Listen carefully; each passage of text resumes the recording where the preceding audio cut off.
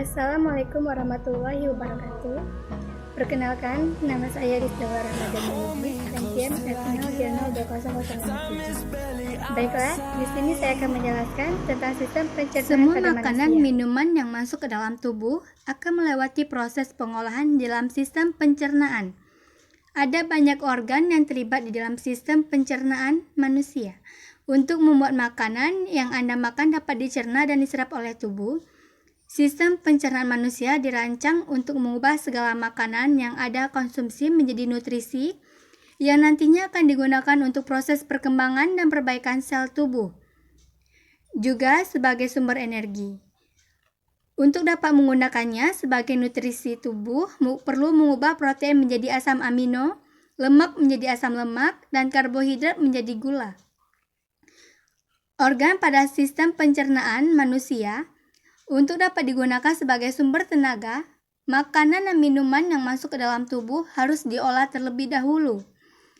Prosesnya cukup panjang, setidaknya butuh waktu sekitar 30-40 jam sebelum sisa pencernaan makanan dibuang melalui buang air besar.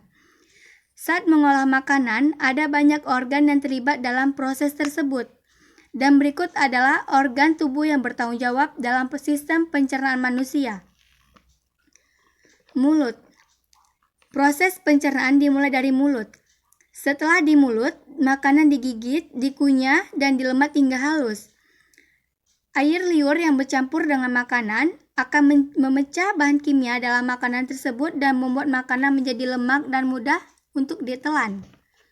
Lidah juga membantu mengarahkan makanan di dalam mulut agar dapat digigit oleh gigi dan mendorongnya untuk ditelan.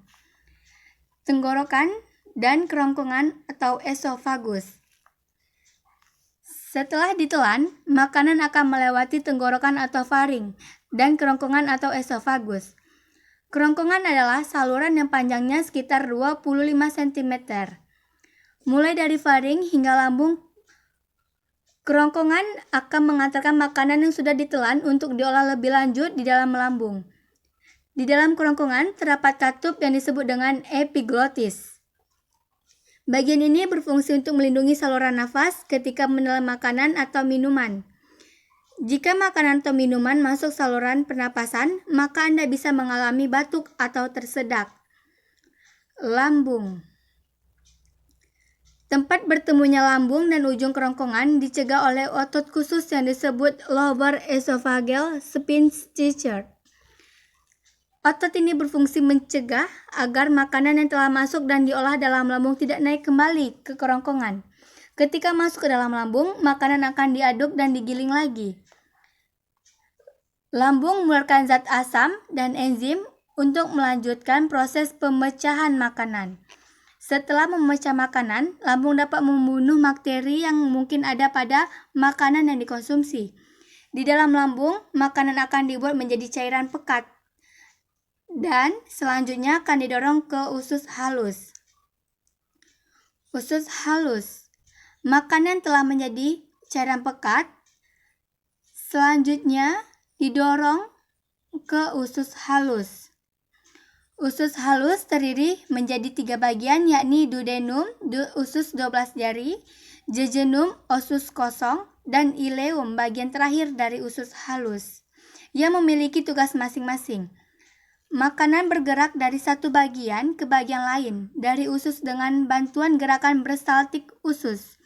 Gerakan peristaltik adalah serangkaian gerakan kontraksi dan relaksasi otot saluran pencernaan yang berfungsi untuk mendorong makanan.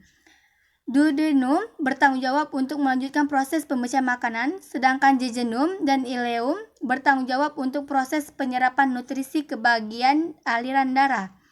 Usus halus akan melanjutkan proses pemecahan makanan dengan menggunakan enzim yang dilepaskan oleh pankreas dan cairan empedu dari hati.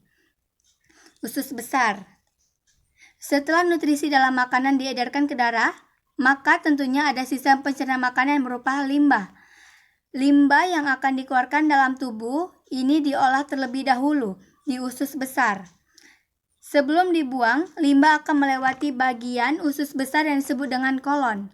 Secara anatomis, kolon jumlah dari zat zoom yang berlokasi dalam rongga perut bagian kanan bawah.